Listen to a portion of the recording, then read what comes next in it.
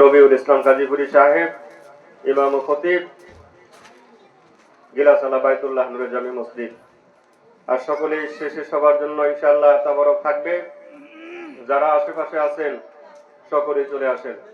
খাওয়া দাওয়া প্রায় বাড়িতে শেষ হয়ে গেছে। যারা এদিক সেদিক মা বোনেরা যারা আছেন আপনারা সকলেই বসে যান। কোনো কথার আওয়াজ যেন মঞ্চে না আসে। সকলেই নীরব হয়ে যান একদম। কোনো কথার আওয়াজ আসে যাবে না, যেহেতু খাওয়া দাওয়ার পর্ব শেষ হয়ে গেছে। যে এখন আমাদের সামনে মূল্যবান আলোচনা করবেন আজকের মাহফিলের দ্বিতীয় বক্তা।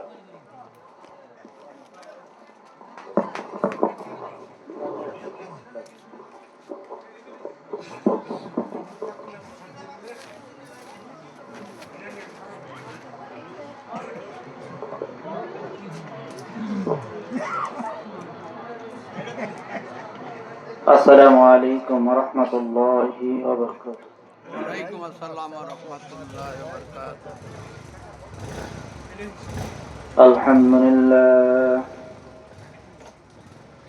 আলহামদুলিল্লাহ নাহমাদুহু ওয়া নাস্তাঈনুহু ওয়া নাস্তাগফিরুহু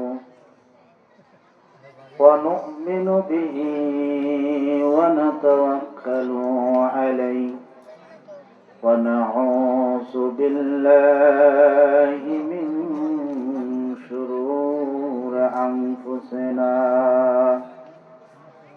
من يهدي الله فلا مضل له ومن يضلله فلا هادي له ونشهد أن لا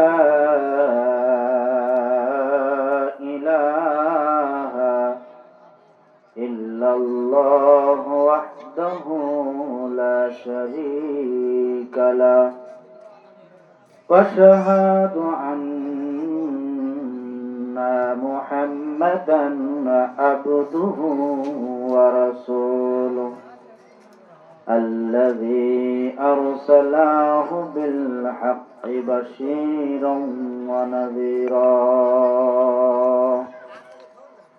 وداعيا إلى الله بإذنه وسراجا منيرا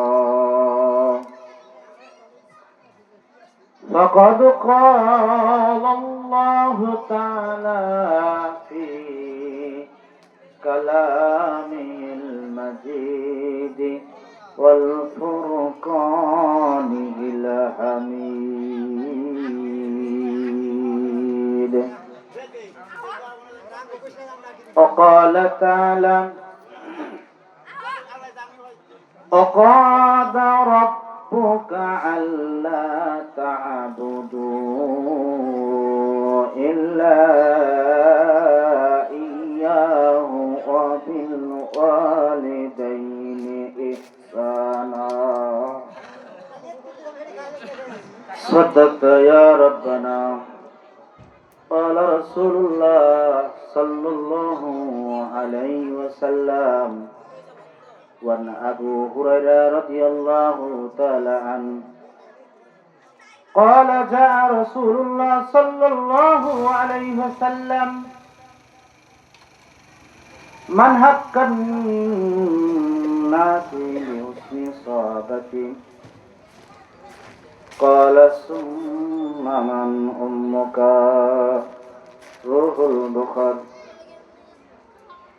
إن الله وملائكته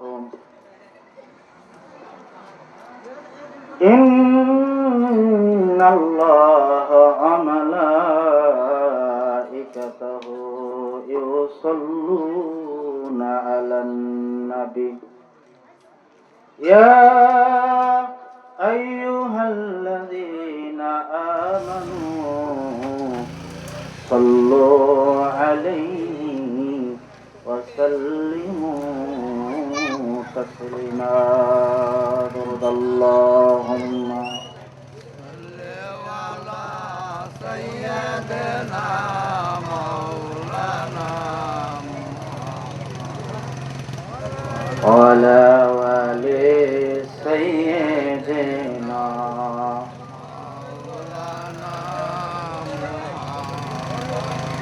মাটির বাড়ি মাটির ঘর মাটির হবে বিছানা আইসো একা যাইবে একা সঙ্গে কিছুই যাবে না আল্লাহ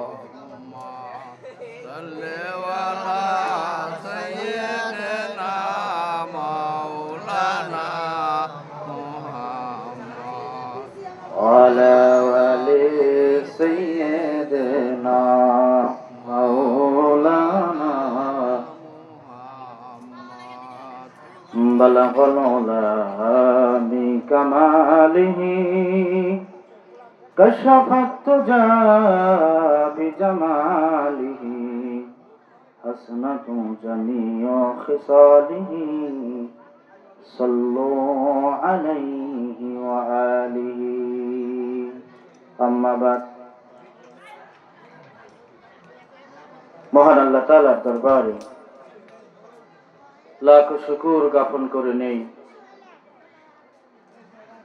যে মহান আল্লাহ তাআলা মেহেরবানিতে যাকে এমন একটা যোগ্যতা দান করলেন তার সন্তানদের আকিকার পাশাপাশি একটি ধর্মীয় মাহফিলের সুযোগ করে দিলেন।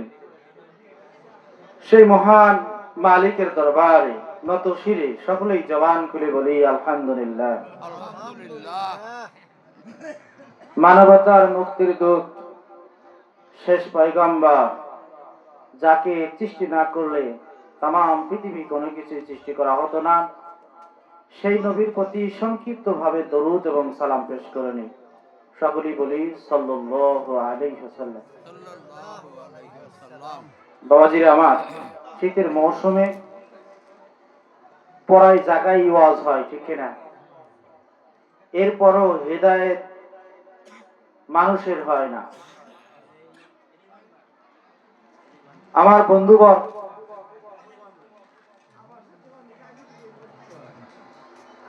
একজন বলেন,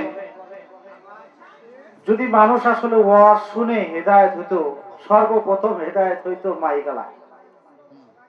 কে হেদায়েত হইতো? সবচাইতে বেশি হেদায়েত হইতো মাইকালা। কারণ মাইক যারা চালায় তারা তো প্রত্যেকদিন ওয়াজ শুনে, ঠিক কিনা? এরপরও জিজ্ঞাসা, ফজর নামাজ পড়ছো? বলেন না। ঈশার নামাজ পড়ছো? না। জোহরের নামাজ পড়ছো? না। তারা কি ওয়াজ শুনে না? কথা বল না, ওয়াজ শুনে। কেন হেদায়েত পায় না?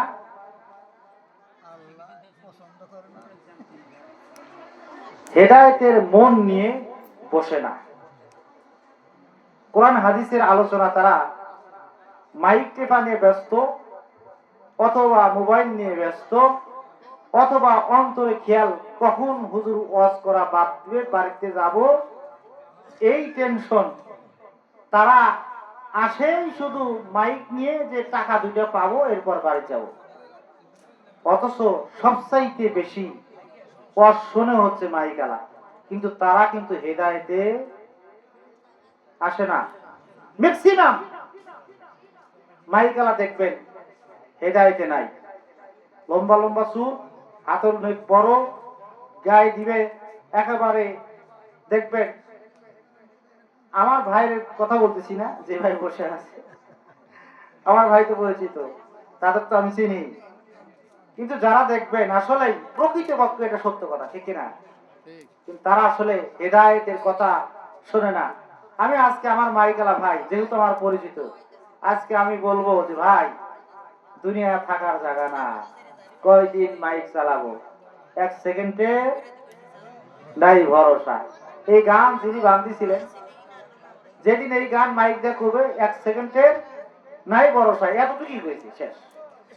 এতটুকু উচ্চারণ করেছে, এক সেকেন্ডে নাই ভরসা, তখনই সে চলে গেছে দুনিয়া থেকে।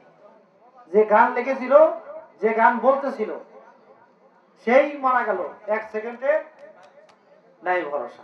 এই জন্য বলতেছি, আল্লাহ পাক আমাদের সকলকে হেদায়েত দান করুন, আমিন।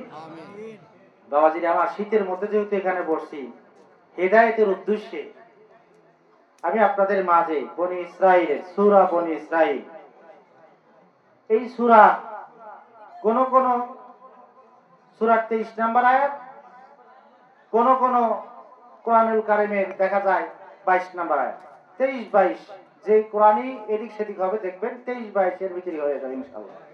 তো যে কোরআন আমার হাতে এসেছে সেই কোরআনের 22 নম্বর আয়াত আপনাদের মাঝে ছোট্ট আকারে তেলাওয়াত করেছি। অল্প সময় নিব, কোরআন থেকে কিছু কথা বলার চেষ্টা রাখবো, আমা তৌফিক ইল্লা বিল্লাহ। আসুন, প্রথমেই আল্লাহ রাব্বুল আলামিন বলতেছেন, দেখেন কি বলে, সরাসরি আপনাদের কোরআন থেকে কিছু কথা শোনাই। وَقَضَى رَبُّكَ أَلَّا تَعْبُدُوا إِلَّا إِيَّاهُ وَبِالْوَالِدَيْنِ إِحْسَانًا। وَقَضَى আল্লাহর পক্ষ থেকে চূড়ান্ত ঘোষণা হচ্ছে, রব্বুকা আল্লাহ তা'বুদু, আল্লাহ ছাড়া কারো ইবাদত করিও না। আল্লাহ ছাড়া কারো ইবাদত করা যাবে? জোরে বলেন, করা যাবে? আল্লাহ ছাড়া কারো গোলামি করা যাবে? আল্লাহ ছাড়া কারো গোলামি কখনোই করা যাবে না। এমনকি আল্লাহর বিরুদ্ধে যেই কথা, সেই কথার দিকেও আমাদের যাওয়া যাবে না। আমি আর আপনি যদি নামাজ ফরজ হয়, নামাজ যদি না পড়ি, তাহলে আল্লাহর বিরুদ্ধে যায় কি যায় না? আল্লাহ বলতেছেন প্রথমে যে আমার গোলামি করো, আমার ফয়সালা মেনে নাও। এটা একটা আইন, যে আয়াতটা আপনাদের মাঝে তেলাওয়াত করেছি, এটা হচ্ছে শরীয়তের আইন। কিসের আইন? আল্লাহকে যে মেনে নেওয়া, এটা কিসের আইন? শরীয়তের আইন। আল্লাহকে মেনেই নিতে হবে, কারণ জমিনের মালিক কে? আসমানের মালিক কে? সব কিছুর মালিক কে? আল্লাহ। তাহলে তো আল্লাহকে তো মানতেই হবে। আল্লাহ ছাড়া কোনো ক্রমেই অন্যদিকে যাওয়া যাবে না। এটা বিশাল বড় একটা তাফসীর। আমি এই কথার দিকে আলোচনা করব না, যেহেতু বাড়ির সভা। এর পরের আয়াতে বলতেছেন, পরের অংশে বলতেছেন, ইল্লা ইয়াহু বিল ওয়ালিদাইনি ইহসানা। আল্লাহ বললেন আমার ইবাদতের পরে, আমার ইবাদত, আমার গোলামি করো, এরপর ইহসানা, এরপর সুন্দর আচরণ করো, এরপর কথা মানো। কার? পিতামাতা। কার? আল্লাহর পরে কার স্থান? জোরে বলেন, কার স্থান? এই দুনিয়াতে কার মাধ্যমে এসেছি? পিতামাতার মাধ্যমে। কার মাধ্যমে এসেছি? সর্বপ্রথম কার মুখ দেখেছি? আরো জোরে বলেন, কার মুখ? সবাই একসাথে, কার মুখ? আরো জোরে বলতে হবে, যেহেতু মার মুখ আমরা দেখেছি, জবান খুলে মন থেকে, দিল থেকে একবার বলি, কার মুখ দেখেছি? আল্লাহু আকবার। সর্বপ্রথম ভাষা কার কাছ থেকে শিখেছি? মায়ের কাছ থেকে। সর্বপ্রথম দেখেছি মাকে, সর্বপ্রথম ভাষা শিখেছি মার কাছ থেকে। এই জন্য আল্লাহ রাব্বুল আলামিন ডাকতে বলতেছেন, ওয়াকাদা রাব্বুকা আল্লা তা'বুদু ইল্লা ইয়াহু ওয়া বিল ওয়ালিদাইনি ইহসানা। আমার পক্ষ থেকে ফয়সালা, আমার পক্ষ থেকে চূড়ান্ত ঘোষণা, আমার ইবাদতের পর পিতামাতার সাথে ইহসান করো। আমার ইবাদতের পর পিতামাতার ইহসান করো। এই জন্য আমার সাথে বলেন না, একসাথে আমরা একটু বলি, বাবাকে তোমরা কাবা জানিও। একসাথে বলেন, বাবাকে তোমরা কাবা জানিও, মদিনা জানিও মাকে। বাবাকে তোমরা কাবা জানিও, মদিনা জানিও মা। মাকে। যদি গো তারা বেঁচে থাকে, যদি গো তারা বেঁচে থাকে, যদি গো তারা বেঁচে থাকে, আমরা সবাই সেবা করব। বলুন মারহাবা। বাবাকে তোমরা কাবা জানিও, মদিনা জানিও মাকে। যদি গো তারা বেঁচে থাকে, যদি গো তারা বেঁচে থাকে, ও গো আমি করব সেবা, ও গো আমি করব সেবা। দিলাম প্রতিশ্রুতি এই মাহফিলে। গ্রহণ করেন মারহাবা। এই সভা থেকে প্রতিশ্রুতি দিলাম যে আমরা পৃথিবীতে যদি মা বাবা বেঁচে থাকে তাহলে অবশ্যই তাদেরকে কি করব? সেবা করব। আজকে তো পিতা মাতা যদি একটু কথা বলে তাহলে তাদের কথা আর ভালো লাগে না। ভালো লাগে? ভালো লাগে না। বরঞ্চ যদি বৃদ্ধ অবস্থায় পুষে যায় তাদের আর দেখতেই মন চায় না, ঠিক না? তাদের যে সেবার তো দূরের কথা। আমরা মনে করি যে পিতা মাতা পিছনে যদি টাকা পয়সা ব্যয় হয় তাহলে এটা সবচাইতে অপচয়। অথচ আল্লাহ রাব্বুল আলামিন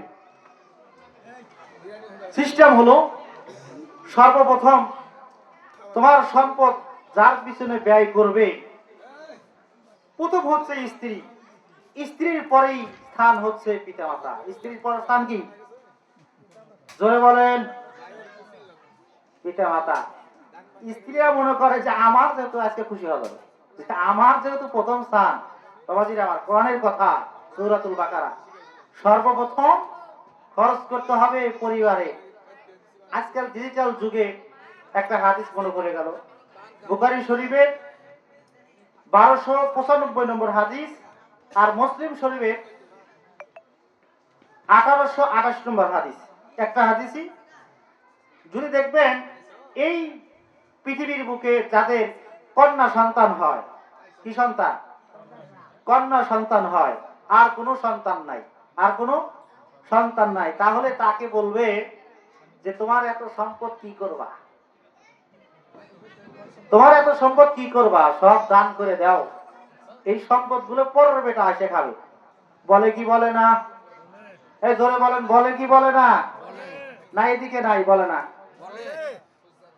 এই কথাটাই বলে যে যাদের সন্তান ছেলে নাই তারা সকলেই একমত দেয় যে সম্পদ দিয়ে কি করবা? সব তো পরের বেটা খাবে। অথচ আল্লাহ রাসূলের এক হাদিস, হযরতে সাদ যিনি জান্নাতের সুসংবাদ একজন সাহাবী, সেই সাহাবী মক্কায় যখন বিজয় হলো ওই সময় অসুস্থ। ওই সময় কি? অসুস্থ, বিশাল ধনী। অসুস্থ অবস্থায় রাসূল সাল্লাল্লাহু আলাইহি ওয়াসাল্লাম যখন তাকে দেখতে গেলেন, রাসূলকে বললেন, ইয়া রাসূলুল্লাহ সাল্লাল্লাহু আলাইহি ওয়াসাল্লাম, আমি তো অসুস্থ, আমি তো এখন চলেই যাব, তা আমার তো অনেক সম্পদ, শুধুমাত্র একটা কন্যা আমার, এই সম্পদগুলো কি আমি আমার সম্পদের অর্ধেক অংশ দান করে যাব আল্লাহর রাস্তায়? রাসূল সাল্লাল্লাহু আলাইহি ওয়াসাল্লাম বললেন না। কি বললেন? তখন আবার বলেন যে তাহলে আমি কি দুই অংশ দান করে যাব? বললেন না, কয়েক তৃতীয় অংশ দান করে যাব। এরপরও বললেন বেশি হয়ে যায়। এরপর কি বললেন? বেশি হয়ে যায়। তোমার সন্তানের জন্য যেন পরের কাছে হাত পাততে না হয়, তোমার স্ত্রী যেন পরের কাছে হাত পাততে না হয়, সম্পদ রেখে যাও। আর সম্পদ রেখে যাওয়ার কারণে যে সম্পদ থাকবে ওই সম্পদ থেকে তুমি সব পেতে থাকবে। জোরে কন্যা মারহাবা। আর আমরা কি ফতোয়া দেই? তোমার সম্পদ খাবে কে? তোমার সম্পদ খাবে কে? এই ফতোয়া দিয়ে থাকি। আর ওই বেচারা মন ক্ষুণ্ণ হয়ে যায়, আরে আমার তো কন্যা সন্তান, আমার তো ছেলে সন্তান নাই, সবাই আমাকে এই কথা বলে। কথা বলেন, যোগে বলেন, আজকে থেকে আর এমন কথা বলবেন না। যাদের কন্যা সন্তান আছে তাদেরকে এমন কথা বলবেন না যে সম্পদ তো পরের বেটা খাবে, সব দান করে থিয়ে যাও, এমন কথা বলবেন না। বাবাজিরা আমার, বলতেছিলাম যেই কথাটা আল্লাহ রাব্বুল আলামিনের পরে যাকে স্থান দিলেন তিনি হচ্ছেন পিতামাতা। তিনি কে? পিতামাতার ব্যাপারে আল্লাহ রাব্বুল আলামিন বললেন, ইম্মা ইয়াবলুগুন্না ইনদাকাল কিবারা আহাদাহুমা আও কিলাহুমা ফালা তাকুল্লাহুমা উফিউ فلا تقل لهما أف ولا تنحرهما وقل لهما قولا كريما الله أكبر আল্লাহ রাব্বুল আলামিন বললেন, ইম্মা ইয়াবলুগুন্না, যখন বার্ধক্য অবস্থায় পুষবে, ইনদাকাল কিবারা মানে বার্ধক্য অবস্থায় পুষবে, আহাদহুমা একজন, আও কিলাহুমা অথবা উভয়, দুইজনে যদি বার্ধক্য অবস্থায় পৌঁছে তাহলে তুমি কি করবে? ফালা তাকুল্লামা উফিউ, তাদেরকে কষ্টদায়ক কথা বলিও না। কার ঘোষণা? আল্লাহ রাব্বুল আলামিন বললেন, হে বান্দারা, তোমার পিতা মাতা যদি বার্ধক্য অবস্থায় তারা দুজন পৌঁছে যায় তাদের সাথে কষ্টদায়ক কথা বলিও না। ওয়ালা তানহারহুমা, ধমক দিয়ে কথা বলিও না। কাওলান কারীমা, এমন ভাবে কথা বলো যেই কথাগুলো তোমার কাছে নরম অন্তরে রয়েছে, সেই কথাগুলো তোমার পিতামাতার সাথে ব্যবহার করো। জোরে কোন সুবহানাল্লাহ। সুবহানাল্লাহ। কার কথা? আল্লাহর কথা। আল্লাহর কথা। বাবাজিরা আমার, ও আমার মা বোনেরা, ভালো করে খেয়াল দিয়ে শুনুন। আজকে যেই বাড়িতে আপনি পুত্রবধূ হয়ে আইছেন, আবার এই বাড়িতে আপনার যাদের শ্বশুর শাশুড়ি আছে, আপনি আজকে তারা বৃদ্ধ অবস্থায় পৌঁছেছেন, তাদেরকে দেখতে পাচ্ছেন না, তাদের সাথে চোখ রাঙায় কথা বলতেছেন, অথচ আল্লাহ রাব্বুল আলামিন বলেন, দুনিয়ার বুকে যদি কারো পিতা মাতা বেঁচে থাকে তার জন্য জান্নাত। জোরে কোন সুবহানাল্লাহ। হুমা জান্নাতুকা হুমা নারুকা, এই পৃথিবীতে যার পিতা মাতা বেঁচে আছে তার জন্য জান্নাত, আর যার পিতা মাতা নাই, যারা সেবা করবে না, তাদের জন্য দুনিয়া হচ্ছে জাহান্নাম। এই জন্য পিতা মাতার সাথে যখনই কথা বলবেন নরম নরম নরম নরম কথা বলতে হবে, চোখ রাঙায়া কথা বলা যাবে না। একটা আপনাকে যদি জিজ্ঞাসা করে, সেই জিজ্ঞাসার সাথে সাথে যদি বলেন সবসময় তুমি কথা বলো, এই যে একটা ঝাঁকি দিয়ে কথা বলা, এই যে একটা চোখ রাঙায়া কথা বলা, একটা জিজ্ঞাসা করতেই পারে, তখন আপনি চোখ রাঙায়া কথা বললেন। এই যে চোখ রাঙায়া কথা বললেন, এই রাঙায়া কথা বলার কারণে হতে পারেন আপনি হাজি, হতে পারেন আপনি ইমাম সাহেব, হতে পারেন আপনি ব্যবসায়ী, আপনি হতে পারেন নামাজি, আপনার নামাজ হজ কোনো কিছুই আল্লাহ রাব্বুল আলামিনের দরবারে কবুল হবে না, হবে না, যতক্ষণ না পর্যন্ত আপনার পিতামাতা আপনার উপর খুশি না হবে, ততক্ষণ পর্যন্ত আমার আল্লাহ খুশি হবে না। আল্লাহ রাসূল বলেন, রিদাউল ওয়ালিদাইন ওয়া সাকাতুল ওয়ালিদাইন, যদি পিতামাতা খুশি থাকে আমি আল্লাহও তাদের প্রতি খুশি। যেরকম মারহাবা। আর এক হাদিসে রয়েছে, যারা পিতামাতার সাথে রাগান্বিত ভাবে কথা বলে, পিতামাতা যদি গোসা হয়, রাসূল সাল্লাল্লাহু আলাইহি ওয়াসাল্লাম বলেন, রগিমা আনফুহু রগিমা আনফুহু রগিমা আনফুহু, কথাটা তিনবার রয়েছে, তার নাক ধূলিসাৎ হোক, তার নাক ধূলিসাৎ হোক, তার নাক ধূলিসাৎ হোক। আল্লাহ রাব্বুল আলামিনের এই হাদিসটা রাসূল সাল্লাল্লাহু আলাইহি ওয়াসাল্লাম এই কথাটা তিনবার বলেছেন। নাক ধূলিসাৎ হওয়া মানেই হচ্ছে আপনার ইজ্জত মান সম্মান নষ্ট হোক। বলেন নাউজুবিল্লাহ। যদি মার সাথে খারাপ ব্যবহার করে, যদি পিতামাতার সাথে খারাপ ব্যবহার করেন, এই জন্য তো আল্লাহ রাব্বুল আলামিন বলেন, ও আমার বান্দারা, যার মাধ্যমে দুনিয়াতে পরিচয় পাইলা, যার মাধ্যমে তুমি নামের পরিচয় পাইলা, যার মাধ্যমে দুনিয়ায় আসতে পারলা, ফাইন্না খলাকনাকুম মিন তুরাবিন সুম্মা মিন নুতফাতিন সুম্মা মিন আলাকাতিন সুম্মা মিন মুতগাহ। আল্লাহ ডাকতে বলেন, বান্দারে, তোমার নাম ছিল না, পরিচয় ছিল না, আমি আল্লাহ রাব্বুল আলামিন তোমার পিতামাতার মাধ্যমে দুনিয়ায় তোমাকে আমি প্রতিপন্ন করেছি। যেরকম মারহাবা। কার মাধ্যমে এসেছো যুবক? কার মাধ্যমে এসেছো? তার এই তুমি রাগান্বিতভাবে কথা বলছো, যার মাধ্যমে দুনিয়ায় এসেছো তার সাথে রাগান্বিত ভাবে কথা বলছো, তাকে চেনোই না। আজকে যারা বিদেশের মাটিতে থাকে তারা সব সময় স্ত্রীর কথা বেশি শুনি। পিতামাতা যদি একটু তার সাথে কথা বলতে চাই বলে সময় নাই, ঘন্টার পর ঘন্টা তুমি তোমার স্ত্রীর সাথে কথা বলো, এরপর একবার হলো তোমার পিতামাতার সাথে কথা বলো না। মার সাথে দেখবেন যখন সন্তান কথা বলে বার কলিজায় আঘাত লেগে যায়, মা চোখের পানি ছেড়ে দেয় আর বলতে থাকে, বাবা রে এখন কি খাইছো? টাকার কথা জিজ্ঞেস করে না, করে টাকার কথা জিজ্ঞেস করো না, বাবা এই মাসে টাকা বাড়িতে পাঠাবি কিনা। আর বইয়ের কাছে ফোন দিয়ে দেখেন এই মাসে কত পাঠাইবা, বলে কি বলে না? এই কথাটাই বলে। পিতা যখন ঘুমাতে যায় ওই বালিশের সাথে গভীর রাত্রিতে চোখের পানি ফেলে আর বলে, আরে আজকে যদি রহিম আমার বাড়িতে থাকতো, আব্বা আব্বা বলে ডাকতো, আজকে পিঠা বানাইছি, আমার রহিম বাড়িতে নাই। ওই মা একটু পিঠা মুখে দিবে, রহিমের কথা মনে হয়ে যায়।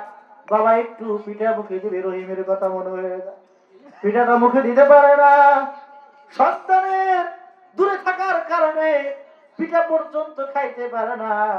ইমাম সাহেব দাওয়াত দেয়, হুজুর আমার বাড়িতে তো সন্তান নাই, আসেন একটু পিঠা খেয়ে যান, একটু দোয়া করে। আমার সন্তান বিদেশের মাটিতে থাকে।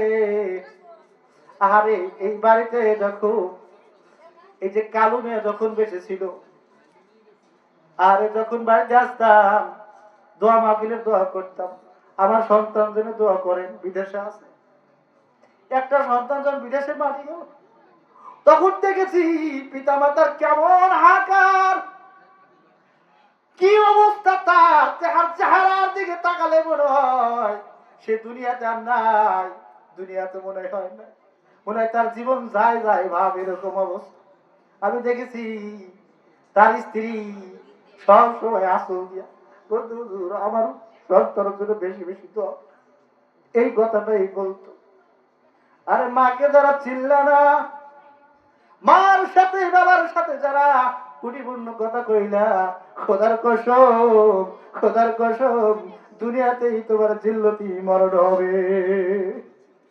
মা বাবা যদি অন্তরে একটু কষ্ট পাওয়া যায়, মা বাবা যদি একটু আঘাত পেয়ে যায়, তুমি চলার পথে চলো না কেন, যেখানেই থাকো না কেন, আল্লাহ যদি তোমাকে আঁকড়িয়ে ধরে তুমি কখন থেকেও পার পাইবা না।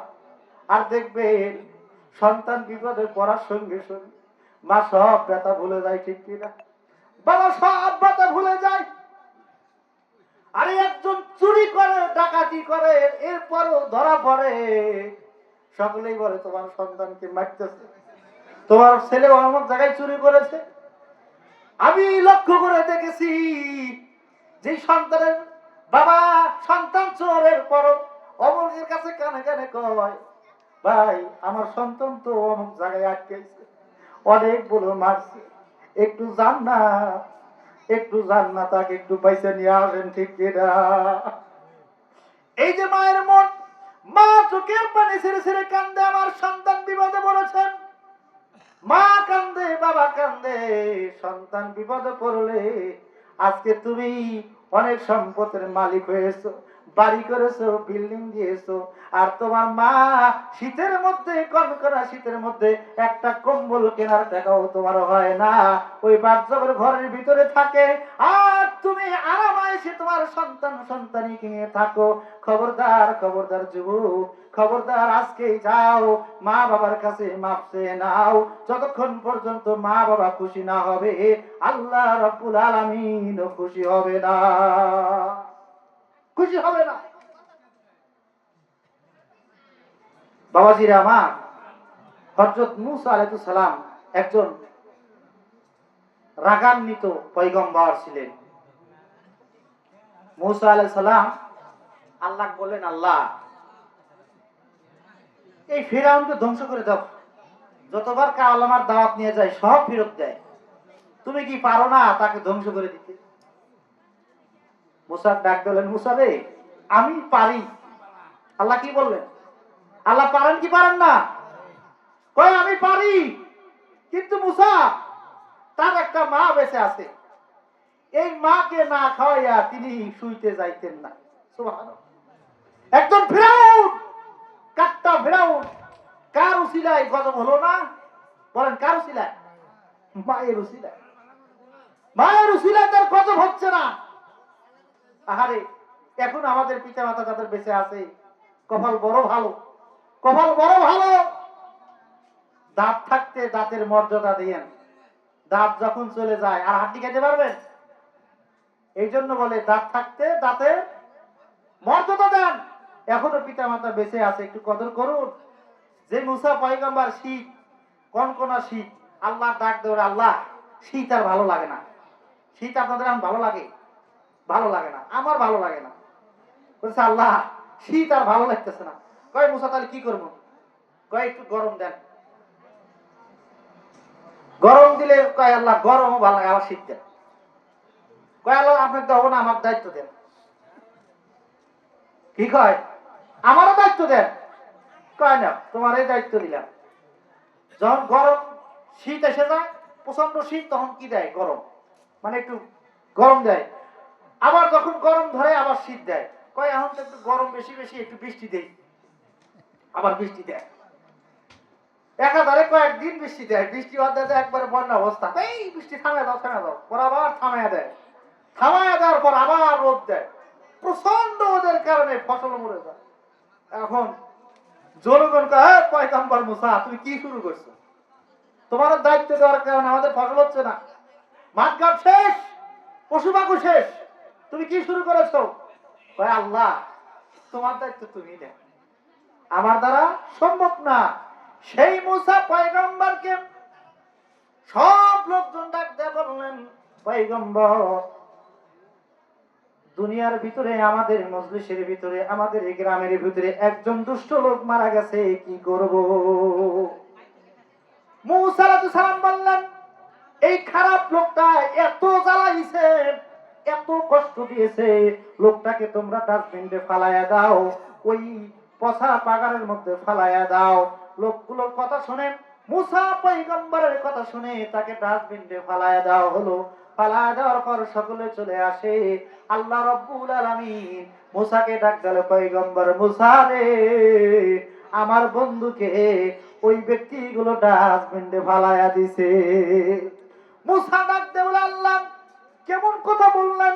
যেই লোকটা আমাদের কি এত জ্বালা যন্ত্রণা দিয়েছে, কষ্ট দিয়েছে, পাড়ায় পাড়ায় মহল্লায় কায়দা দ্বন্দ্ব বাজায়া দিয়েছে, আজকে সেই লোকটা দুনিয়া থেকে চির বিদায় হয়ে গেছে, আপনি বলতেছেন আপনার বন্ধু কেমন করে বন্ধু হলো?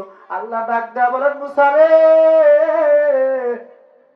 আমার বন্ধু এই জন্য হয়েছে রে মুসা, তিনি আমার একজন, তার মা রয়েছে, এই মাকে সব সময় সেবা যত্ন করত, যেখানে যেখানে থেকে বাড়িতে আসতো, আসার সঙ্গে সঙ্গে মার কাছে যাইতো, মাকে খাওয়াইতো, বিছনা ঠিক করে দিত। আর সেই মুসা, মা যার প্রতি খুশি মুসা, আমি আল্লাহ তার প্রতি খুশি। ধরে কন্নিল্লাহে তাকবীর, আল্লাহু আকবার। মাকে তোমরা কাবা জানিও, বাবাকে তোমরা কাবা জানিও, মদিনা জানিও মাকে, বাবাকে তোমরা কাবা জানিও, মদিনা জানিও মাকে। যদি গো তারা দুনিয়াতে বেঁচে থাকে, যদি গো তারা দুনিয়াতে বেঁচে থাকে, সেবা করিও, সেবা করিও। ওগো আমি সেবি নাই, সেবিতে পারি নাই, ও আমি সেবি নাই, সেবিতে পারি নাই, সেবিও আমার উম্মত। বলেন না মারহাবা। বাবারও মুখেতে, মায়েরও মুখেতে তুলিয়ে দিও গো খানা। আমার সাথে বলেন না, বাবারও মুখেতে, মায়েরও মুখেতে তুলে দিও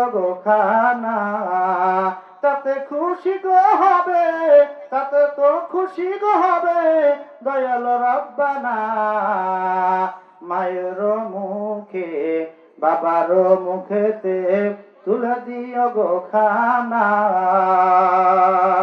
আমি দেখিতে নাহি পাই, সেবিতে নাহি পাই, ও দেখিও আমার উম্মত, সেবাও করিও দুনিয়াতে। দরকার মারহাবা।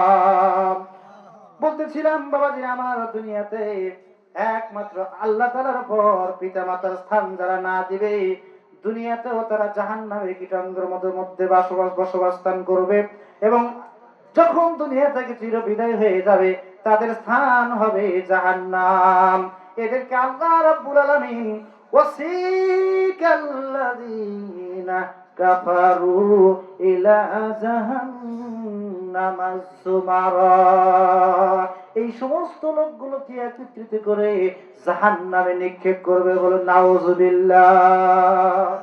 এই জন্য আল্লাহ রাব্বুল আলামিন বান্দাদেরকে শিখিয়ে দিচ্ছেন, ওয়াফিদিলাহুমা জানাহা যুল্লি মিনার রাহমা ওয়া কুর রাব্বিরহামহুমা কামা রাব্বায়ানি সগীরা।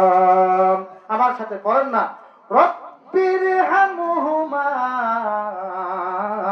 কামা রাব্বায়ানি সগীরা। আল্লাহ রাব্বুল আলামিন বলেন, ওয়াকফিদ, তোমরা যখন নত করো, লাহুমা জানাহা, ডানা সমূহ। এই যে ডানা কেন ব্যবহার করলেন, দেখবেন পশু পাখির মধ্যে একটা মুরগি রয়েছে, এই মুরগ রয়েছে, মুরগি রয়েছে। এইগুলো মুরগি যখন একটা বাচ্চা নিয়ে যখন খেলাধুলা করে মাঠে, এমন সময় যদি আকাশের ভিতরে একটা চিল এসে মুরগির বাচ্চাকে ধরতে চায়, মা যেমন ডানা দিয়ে বাচ্চাগুলোকে আগলায় আনায়, জনগণ ঠিক কিনা? দেয় কিনা? এটা আল্লাহ রাব্বুল আলামিন বুঝায়া দিলেন, দুনিয়ার বুকে তোমার পিতা মাতা তোমার জন্য ডানা স্বরূপ, তোমার জন্য ডানা স্বরূপ। সেই পিতা মাতা যখন দুর্বল হয়ে যাবে, সেই পিতা মাতা যখন তোমার কাছে দুর্বল হয়ে যাবে, তুমি আল্লাহ রাব্বুল আলামিনের কাছে এই দোয়াটা করো, রব্বিরহামহুমা কামা রাব্বায়ানি সগীরা। রব্বিরহামহুমা, আল্লাহকে বলবেন, হে আমার রব, আমার পিতামাতা শৈশবকালে যেমন করে আমাকে লালন পালন করেছে, আল্লাহ মেহেরবানি করে তুমিও তাদের এখন যে অবস্থায় পৌঁছে গেছে, এই অবস্থায় তাদের তুমি রহমতের কোলে উঠায়া নাও। জোরে কোন সুবহানাল্লাহ। কার কথা? আল্লাহর কথা। বাবাজিরা আমার, আল্লাহ শিখাইয়া দিলেন যে তুমি তো যখন শৈশবে অবস্থা ছিলে, ওই সময় তুমি কান্নাকাটি করতে, তোমাকে বুঝদান করতে তোমার মা।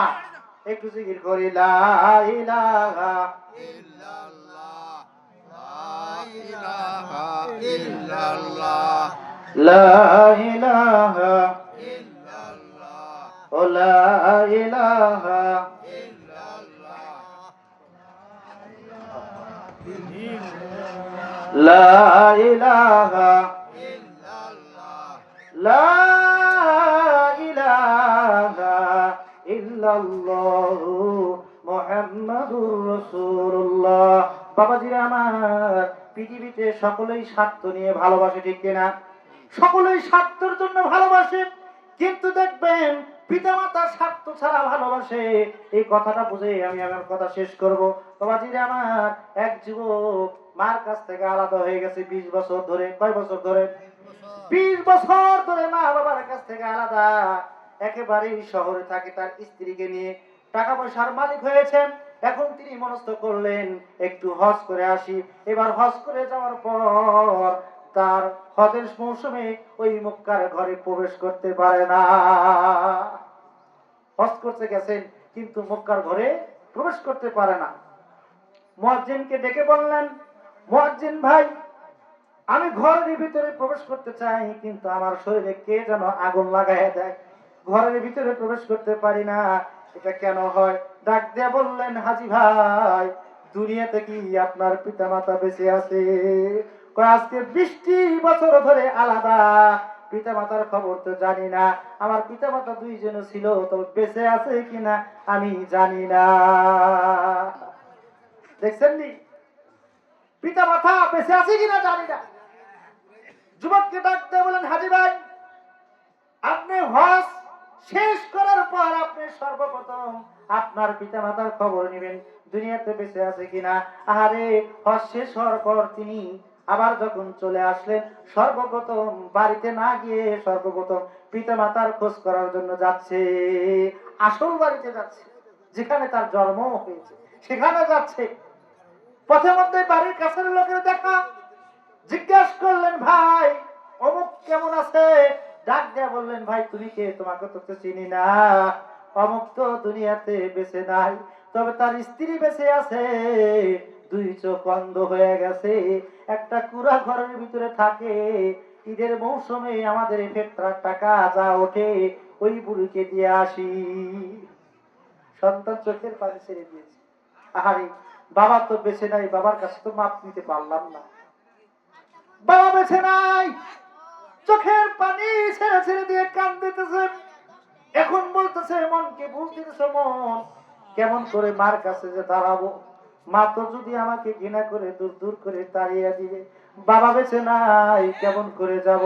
এক পা এগায় আর এক পাও পিছায়, এরকম করতে করতে কান্দিতে কান্দিতে যখন তার মার কাছে হাঁটি হাঁটি পা পা করে চলে গেছে, দরজার পাশে গিয়ে যখন ডাক দিয়েছে, মা, এই চিৎকার বলে মা মা বলে যখন ডাক দিয়েছে, মার চক্ষুতে দেখতে পায় না, আরে শরীর নিয়ে খারাপ হতে পারে না।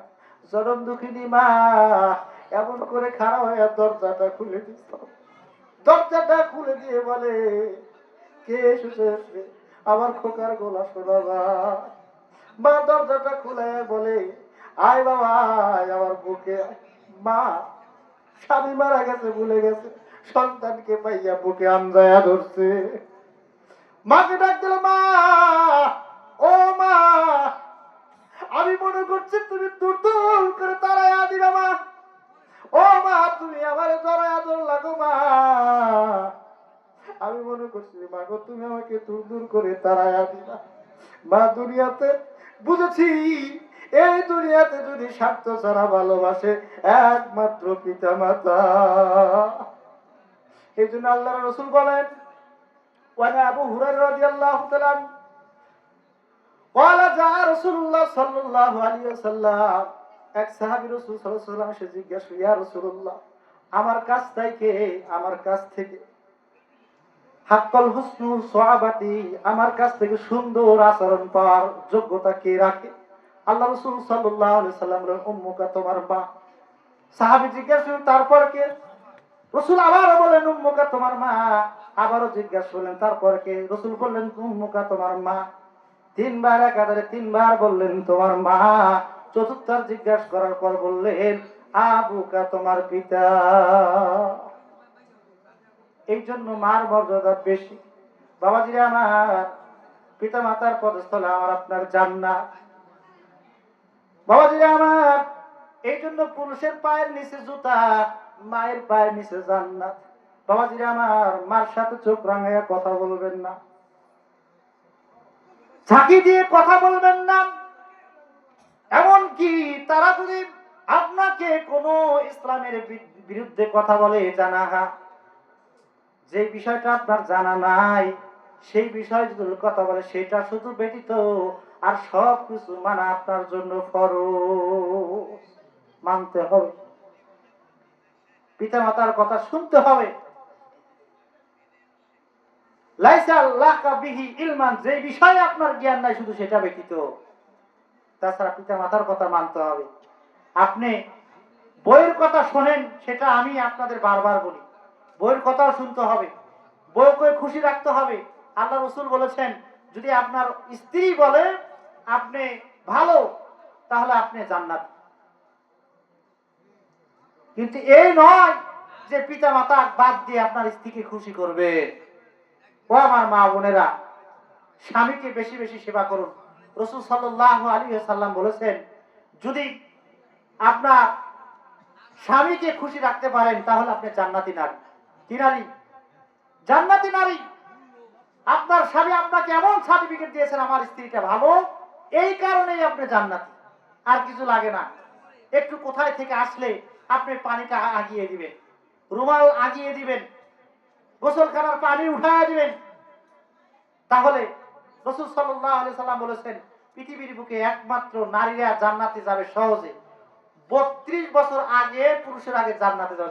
সুবহানাল্লাহ। কয় বছর আগে? হাদিসের কথা, 32 বছর আগে স্বামীর আগে জান্নাতে যাবে হলো নারী। সুবহানাল্লাহ। শুধু স্বামীর খেদমত করার কারণে। কিসের কারণে? স্বামীর খেদমত করার কারণে। আজকে তো ডিজিটাল যুগ, যে কারণে স্বামীর খেদমত করতে চায় না স্ত্রীরা। একটু ভাত রান্না করার সময় যখন বলা হয় একটু ভাত আমাকে আগিয়ে দাও, কয় বাইরে খাও। হ্যাঁ, একটু চাষটাল থেকে একটু দেরি হয়েছে, স্ত্রী দেখবেন ঘুমায় গেছে, স্ত্রীর কাছে এসে বলবেন যে আমাকে একটু ভাত দাও, কয় ওই অমুক জায়গায় খুশি বাড়িয়ে খাও, আমাকে ডিস্টার্ব করিও না। বলে কি বলে না? বলে কি বলে না? এই কথাটাই বলে। বাবাজিরে আমার, ও আমার মা বোনেরা, আপনার স্বামীকে ওই সময় যদি ভাতটা বাড়িয়ে দিতেন, আল্লাহ রাসূল সাল্লাল্লাহু আলাইহি ওয়াসাল্লাম বলেছেন মহব্বতের রশি জান্নাত পর্যন্ত টিকে রাখার দায়িত্ব নেন আল্লাহ। সুবহানাল্লাহ। রাসূল সাল্লাল্লাহু আলাইহি ওয়াসাল্লাম যখন ঘরের ভিতরে ঢুকছেন, এমন সময় আয়েশাকে জড়ায়া ধরছে, এমন সময় ফেরেশতারা এসে গেছে। বাবাজিরে আমার, যেহেতু আমাদের প্রধান মেহমান এসে গেছে, আপনাদের মাঝে বেশি আলোচনা করলাম না, যতটুকু করেছি এখানে ভুল ত্রুটি থাকতেই পারে, মেহেরবানি করে আমাকে ক্ষমাতে দৃষ্টি দেখবেন, আল্লাহর কাছেও মাপ চাই, আমার জন্য দোয়া করবেন। আমরা যেন সকলেই দুনিয়ার লোক থেকে দূরে থাকতে পারি, সকলে বলে আমিন। আজকের যিনি মাহফিলের আয়োজন করেছে, যে উদ্দেশ্যে যে মাকসুদ এরা আয়োজন করেছে, সেই মাকসুদ যেন কবুল করে নেয়, সকলে বলে আমিন। তার সুস্থতা কামনা করে, দীর্ঘ আয়ু কামনা করে আমার কথা এখানেই শেষ করছি। আসসালামু আলাইকুম ওয়া রাহমাতুল্লাহি ওয়া বারাকাতুহু। আপনি পরিচালক, আপনি বলে দেন।